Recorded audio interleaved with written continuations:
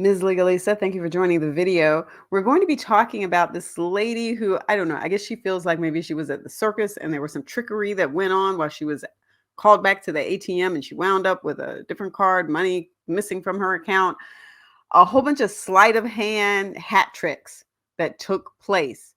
And there are a few things that I want to point out about this. First of all, if you think somebody's helping you, they might not be. They might just be a scammer. Let me go ahead and click on this so that we can listen to her story and so that we can be aware and on the lookout for this kind of scam. Feel really violated, right? I mean, it's that someone can, suck you in. Megan Bates is still in disbelief. She says that on Friday afternoon, she was in East Boston and went to this ATM to take out cash to go to lunch. She says about 10 seconds after walking away, a man called her over saying there was still money in the slot and there was an issue with the machine. Give me your card. And he took my card out of my hand and put it in the machine. He's like, put your PIN number in. He's like, you have to close the transaction because it's still open. Stop right there. Just stop completely right there. There are so many red flags here. Give me your card? No. First of all, the fact that somebody would even ask for your card, you don't know if they're going to run off with it. You're just going to hand your card over. Don't do it. Again, and I've said this in other videos about as I've talked about some of the behaviors that we engage in that result in these things happening to us. It is not my intention to beat her up or beat her down. She legitimately thought that this person was trying to help her. The point that I'm trying to get across to people is don't go into these situations thinking everybody's trying to help you. I'm sorry. You just cannot do that anymore. That is not the world that we live in. It is 2024. We need to get real about the number of people who are out there trying to scam and fraud us out of our money every single day. This is the circumstance that she was in. Do not hand over your card to anyone. Second, you don't know if he did something to that machine while you stepped away.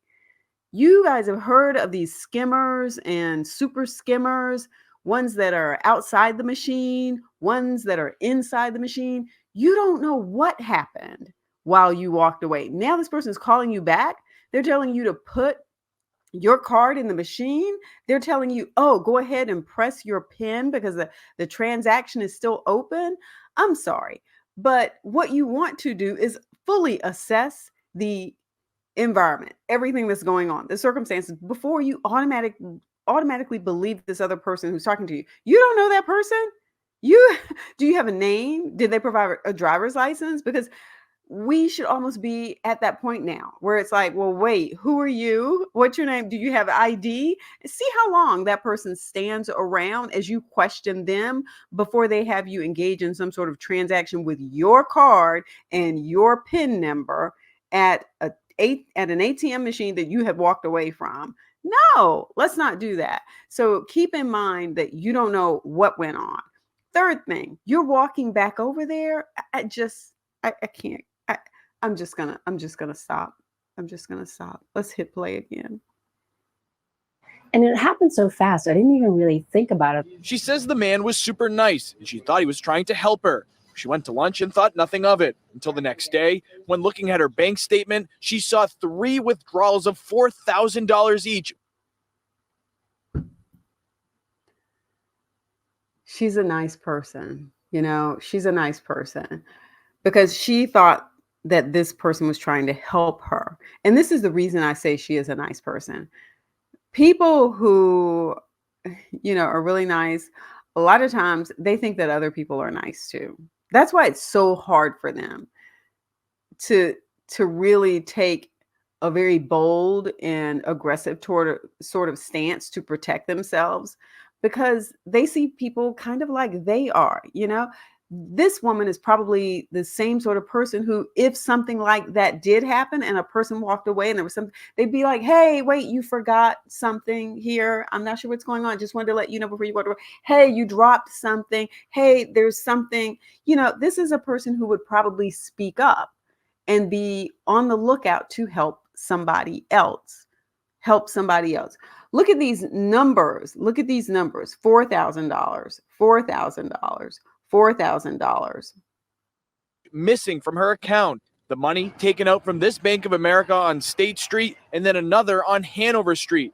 She later realized the card she now had in her pocket wasn't her own, but for someone named Victor. So during this whole thing, she wound up with a totally different card, not even her own card. Not even her own card. Remember when he said, "Hand me your card"? He handed her back something else entirely different. It was not her card, and she didn't look at it. She didn't look at it. I'm with her. I'm not sure how that transaction, how that sleight of hand hat trick went on, but something went on there between the switch. Like, never give anybody else your card. Never give anybody else your phone. You don't know who they are. They could just take off with it. And then you're out. You don't have your phone. You don't have your card. You don't have whatever it is because you gave it to a stranger. Why would you do that? Why would you do that? Because you're a nice person. Somehow between when the card came out again, he switched the cards. I don't even know how he did it. Sleight of hand. I mean, the guy was a magician. Bates reported what happened to Boston police and to Bank of America. She's wondering how this could have happened when she says she has safeguards in place preventing withdrawals over $500. Now, I have told many people to do this before. Go into your account, set limits so that you get an alert on your phone, an alert via email. You can tell them, how you want these alerts to come. You can say, "Hey, I want an alert every time there's a withdrawal over this amount." And then for some accounts, you can put a daily limit on it so that they never would have been able to reach $4,000 over the course of a day. I can't even remember what mine is, but it would never hit something like that. It just wouldn't happen. In her case, she supposedly had these limits in place, and yet all this money got taken out, 4,000, 4,000, 4,000, and she's not alerted to it, or there's not some sort of something in place that stopped this, because she's saying she had something in place. It's frustrating to me that they can't tell me why this happened, like why someone was able to withdraw that much money out of my account in one day. I'm sure they are investigating. And like I said, my point is not to beat her down. She is courageous for coming forward and sharing what happened to her so that people like me, like you, people watching this video, other people who saw that news report can be aware that there are people out here doing this. I would have never thought about this. I mean, there are days when, I'm not as let's put it this way. There are days where I'm way more polite and would probably have that conversation. I don't know that I would give somebody my card. I think if somebody called me back up and said, "Hey, I think you left something over here. Your transaction looks like it's still open," I would walk back over and look at it. And if they said, "Well, give me your card," I put it in, and I'd be like, "Well, why am I going to give you my card? I can stand right here. I have two hands. I can put my card in myself." That would probably be the piece that would tip me off. Why am I going to give you my card? Why don't I take a picture of you so that I can take it inside the bank to let them know who's out here asking for people's cards?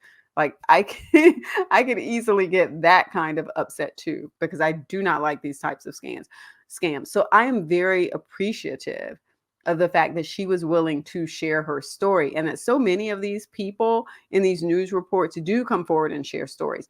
Recently, I did a couple of videos where people did not want to share their faces. One lady was just like, "I don't want to have my picture up here because I'm too embarrassed. I'm ashamed of what happened." And that's unfortunate. I totally get it, and I totally respect that. Another person was in a situation where the scammers came to her home, and she did not want to put her face on camera because she felt like, well, hey, they already know where I live and who I am. They might come after me, and so I'm really concerned for my safety. That person didn't come on camera. There's a lot going on here. The only thing we can do is to try to become more informed and more educated about some of these scams and frauds that are going on, and make sure that we are vigilant when we are out here in the world trying to take care of just our day-to-day business and live our lives. Don't forget to give the video a thumbs up, and don't forget to subscribe. Peace.